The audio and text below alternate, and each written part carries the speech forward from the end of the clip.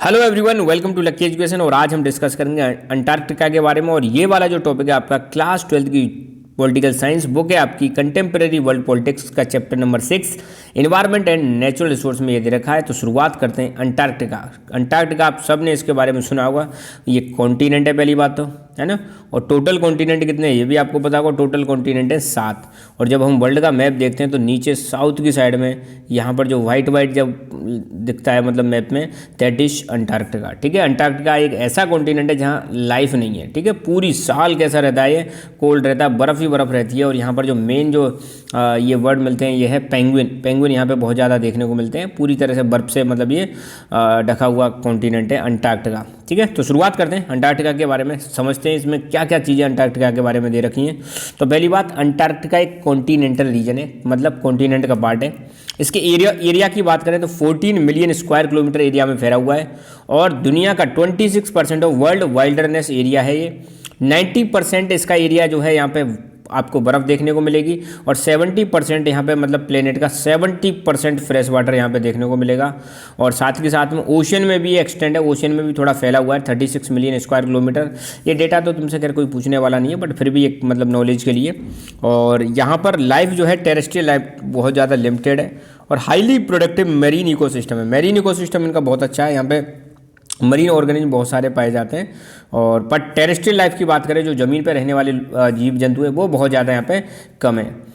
There are few plant species, marine mammals, fishes and some species of birds which could survive in harsh condition. अब देखो, Antarctica एकदम cold region है आपका ना, polar region है, cold region है, बहुत ठंडा रीजन है, माइनस में यहाँ पर टेम्परेचर रहता है। तो यहाँ पे ये है एक हार्श क्लाइमेटिक कंडीशन है। यहाँ पे बहुत ज़्यादा कंडीशन कैसी है, डिफिकल्ट है। यहाँ पे सर्वाइव करना इतना आसान नहीं है, इसलिए यहाँ पे बहुत ही कम स्पीसीज यहाँ पे सर्वाइव कर पाती हैं।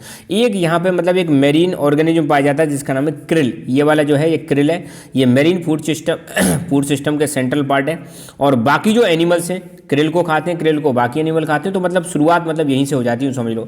तो एक मेन फूड चेन का मतलब पार्ट है कौन, ये वाला जो जानवर है krill. It play important role in maintaining climatic equilibrium and deep ice core provides information about greenhouse gases concentrations and atmospheric temperature of hundreds and thousands of years ago. तो मतलब Antarctica की बात करें तो भैया ये हमारे climate का जो इक्विलिब्रियम है उसको मेंटेन करने में हेल्प करता है, क्योंकि ग्लोबल वार्मिंग बढ़ रही है, ठंडा रीजन है, तो कहीं टेम्परेचर बढ़ता है तो ये उसको एक तरह से मेंटेन कर लेता है।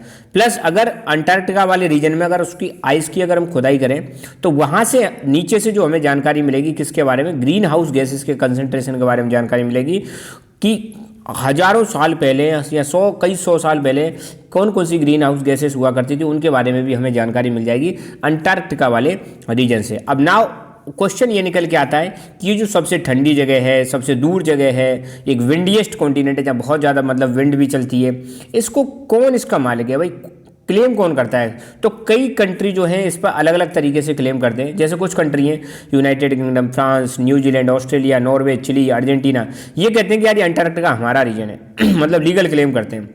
कुछ कंट्री कह रहे हैं भाई साहब तुम्हारा नहीं है, ये ग्लोबल कॉमन है, सबका है, ऐसा नहीं है तुम्हारा ही तुम्हारा है ना।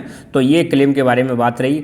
और इसको प्रोटेक्ट करने से संबंधित 2 ट्रीटी हैं। पहली ट्रीटी है अंटार्कटिक ट्रीटी 1959, और दूसरी है protocol on environment protection to Antarctica treaty known as Madrid protocol 1991 में आई थी। तो ये 2 ट्रीटी हैं अंटार्कटिका को प्रोटेक्ट करने से संबंधित। तो अंटार्कटिका के बारे में बस इतना ही। So thank you so much, keep learning, keep enjoying and God bless you all.